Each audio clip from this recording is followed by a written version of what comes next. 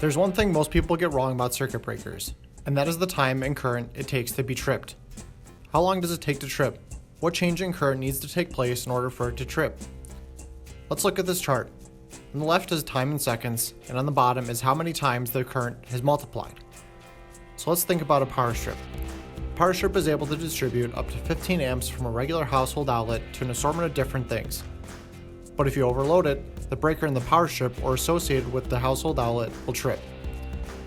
Let's say you overload it to twice the amount it is rated for, 30 amps.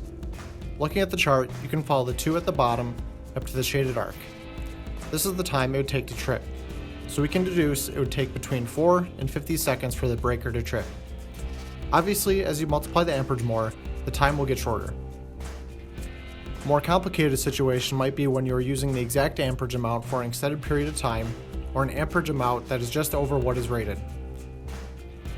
For this, it could take up to 10 minutes for the breaker to trip. So if you are doing important work where an electrical hookup is crucial, you should wait around for about 10 minutes.